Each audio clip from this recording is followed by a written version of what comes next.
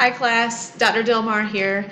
Just want to touch base with you because each of you should be working on your or finalizing your introductory activities. I've posted a video previously that walks you through those introduction activities. At this point, what I'm going to start doing is checking the Cengage gradebook, and I should see your name in the Cengage gradebook as well as in Blackboard. And that will let me know that you're in Cengage and you're working. And I know many of you are because you're already working on some of the assignments. So good for you. Each class has their first activities module set up, so no matter which class, whether you're in the first or second world history or if you're in the American history course, this video is applicable to all of you. No matter which course you're in, you each are now completing those introductory activities and starting on your first module of content. So just like the video before, I'm going to walk you through some of the different framework. So you know, if it says something particular to a class, just know that this works the same for your class as well. After this video, each one that I post will be very specific towards your class because we're going to get into more lecture type information. Just so that you know, what I am going to try to do is, instead of just doing lecture videos where you're listening to me, I'm going to try to have some type of interactive opportunities where I'm lecturing, but you can also come on live and then we can have some kind of exchange as well. So if you have questions or you just feel like that meets your learning style better to listen and to watch, then maybe those interactive times for lecture will work better for you. Even if it's just the static video though, with a one-way communication where you're watching me, I noticed on my phone or my computer, the videos play, and even if I'm not watching, I can listen. So that might be something that you can do, is just listen to the lectures, because I know if you're like me, I can't just read and get information. I have to write the information down, I have to listen to it to really be able to retain. So just throwing a couple ideas out there for you and some things to look for in the future. If you haven't noticed already, in the computer page here that you're looking at, there's some contact support information, a phone number for Cengage. A couple of things as you get started with Cengage assignments that you need to know. One is, if you're using Chrome in particular, because I know I use Chrome all the time, it's actually Mozilla Firefox that's or Edge that's the more recommended browsers for Cengage, but I just still use my Chrome because I like it.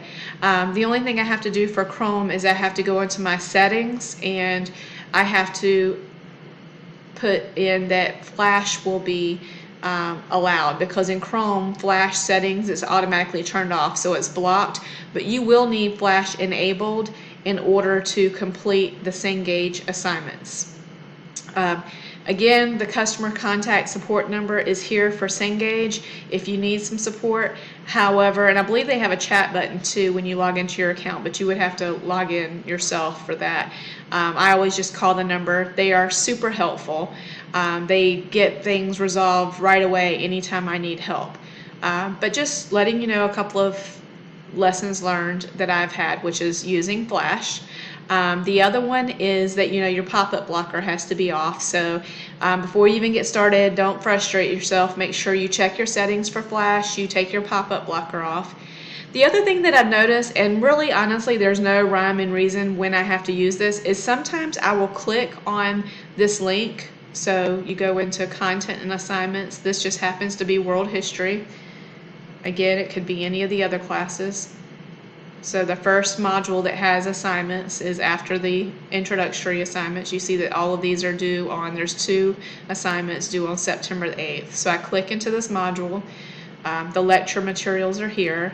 I go into the graded activities, Cengage activities, because there could be other graded activities due, but so there might be another folder here. If there was a discussion board or some kind of writing assignment, that would be in a different folder.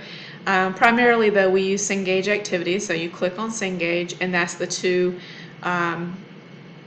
checks for understanding that you'll do that's due on September 8th. So hypothetically or theoretically, you should be able to click on this and it goes directly into Cengage. Now, it just popped it back to me. So one trick that I use is open the link in a new window or a new tab. I'm showing you this because sometimes it'll go directly to Cengage for me and sometimes it will not. So I just clicked on it and you'll notice that it's trying to load. Okay, that's just an advertising message. Give it a second, 1 minute, and then the assignment comes up.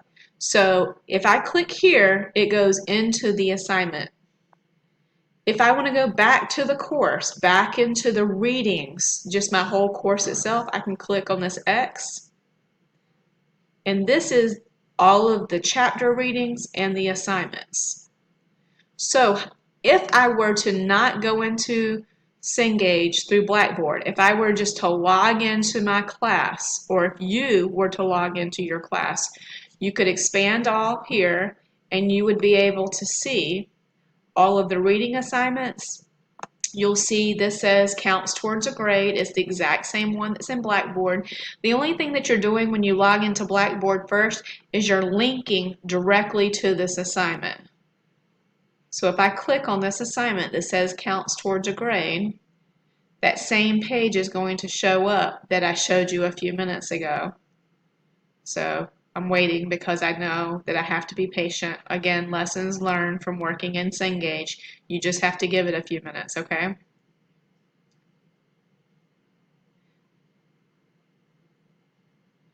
Notice it says there might be a bug because I'm in Chrome. So here's where I didn't even read the thing. I just wanted to show you. So I typed in some of the answers and I submitted it for a grade. So I'm just showing you that this is the way the assignment should look. If you're ready to grade the assignment, now I've already clicked it because I just clicked some random buttons and it will say grade now. Right where the mouse is kind of floating back and forth, it will say grade now. Now I've already taken it, and again, don't judge me. I just clicked a bunch of buttons so I could show you. It's going, after it grades it, you can go in and see what the right or wrong answers were. So for History 111, this is what was there. Now I'm going to hit continue, and it goes back and it shows me what the score was. So I want to go back to the class. So again, there's an X right here. It's not extremely intuitive. You have to kind of look for that X. But if I keep scrolling down, again, this says collapse all or expand all. I've already expanded it. Then you're going to see what was due for this week.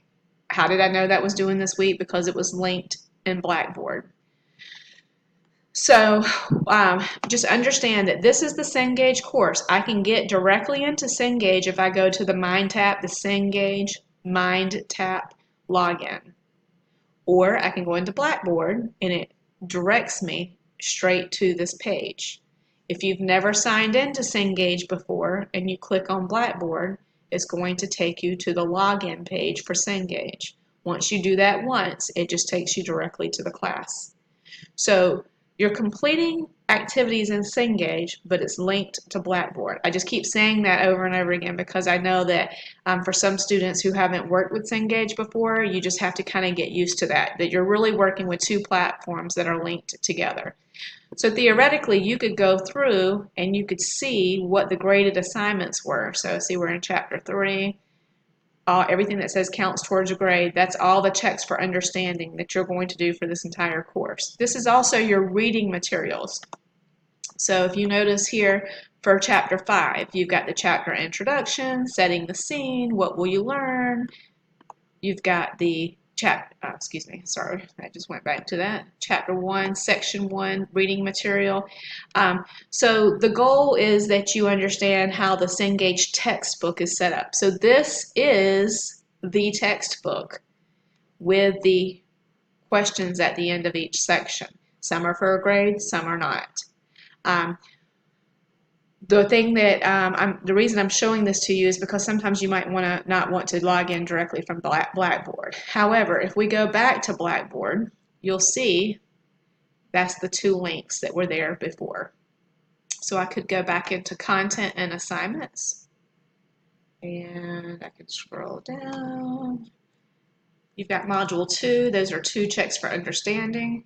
And then you've got Module 3, there's 3 there. Again, this is for the History 111 course. I'm just showing you the framework for how Cengage is linked, because whether or not you're in 1111, 1112, or 2112, all of these courses are set up the same for me. You have a folder that shows you the due date, what to read, what lecture materials are there, and the checks for understanding. Now, if you work ahead, you might find that some of the lecture material is not available yet. You can still go directly into your Cengage book. You just click here, go through and link to Cengage, or just log into Cengage directly. But my personal lecture material, so for example, we go back to Module 2 and supporting instructional materials. So you'll see that there's some things here. Those materials might not always be up, like weeks before the module begins. So I usually drop you a line in the announcement page and says that the announcement says, hey, the instructional materials are available. So one more time, we've got the Cengage customer support line you can call here. Some of you have licenses already. I don't know when they expire. I don't have a way to see that. I don't know if when you log into Cengage in your account, if it shows you, how long your license is good for. I know that there was licenses for different time periods. That's something you'll just have to work through Cengage. Okay, so we went over Flash. We talked about right-clicking and opening in a new tab. Make sure your pop-up blocker is off, and then of course the instructional materials. So other than that, History 1111, there was some hints there for you. I showed you one of the assignments where I just randomly clicked on some things and the right answer showed up. So it might be good for you to rewind this video and look at that. That might help you out a little bit. For the rest of you, look at your instructional materials, read your chapter. Again, do not just only do the checks for understanding that are for a grade. There are other checks for understanding. There's one at the end of every single section of your reading. So make sure you do those. Do exactly what it's titled, checking your understanding. All right, well, hopefully most of you have gotten all of your other introductory items completed. If not, you got an email from me, and we are going to jump right into the next module. And I will check on you guys later on in the week. So I will be signing off. Have a great Sunday.